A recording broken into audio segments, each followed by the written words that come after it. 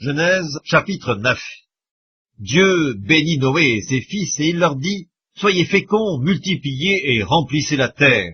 Vous serez un sujet de crainte et d'effroi pour tout animal de la terre, pour tout oiseau du ciel, pour tout ce qui se meut sur la terre, et pour tous les poissons de la mer.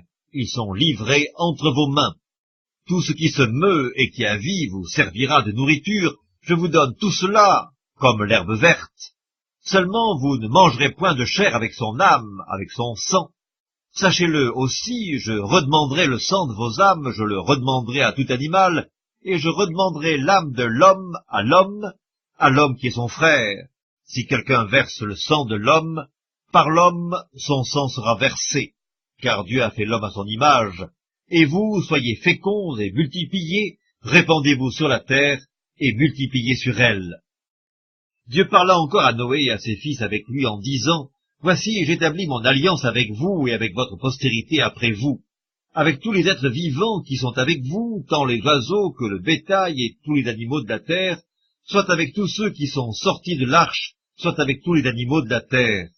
J'établis mon alliance avec vous, aucune chair ne sera plus exterminée par les eaux du déluge, et il n'y aura plus de déluge pour détruire la terre. » Et Dieu dit, « C'est ici le signe de l'alliance que j'établis entre moi et vous, et tous les êtres vivants qui sont avec vous pour les générations d'à toujours.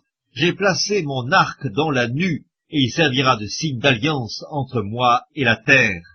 Quand j'aurai rassemblé des nuages au-dessus de la terre, l'arc paraîtra dans la nue, et je me souviendrai de mon alliance entre moi et vous, et tous les êtres vivants de toute chair, et les eaux ne deviendront plus un déluge pour détruire toute chair.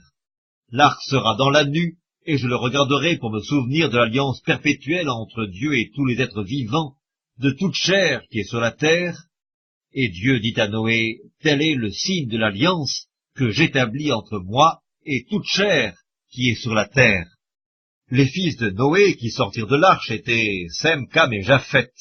Cam fut le père de Canaan. Ce sont là les trois fils de Noé, et c'est leur postérité qui peupla toute la terre.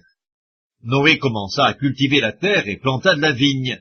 Il but du vin, s'enivra et se découvrit au milieu de sa tente. Cam, père de Canaan, vit la nudité de son père, et il le rapporta dehors à ses deux frères. Alors Sem et Japheth prirent le manteau, le mirent sur leurs épaules, marchèrent à reculons et couvrirent la nudité de leur père. Comme leur visage était détourné, ils ne virent point la nudité de leur père. Lorsque Noé se réveilla de son vin, il apprit ce que lui avait fait son fils cadet, et il dit, « Maudit soit Canaan, qu'il soit l'esclave des esclaves de ses frères. » Il dit encore, « Béni soit l'Éternel, Dieu de Sem, et que Canaan soit leur esclave. Que Dieu étende les possessions de Japheth, qu'il habite dans les tentes de Sem, et que Canaan soit leur esclave. » Noé vécut après le déluge 350 ans. Tous les jours de Noé furent de 950 ans, puis il mourut.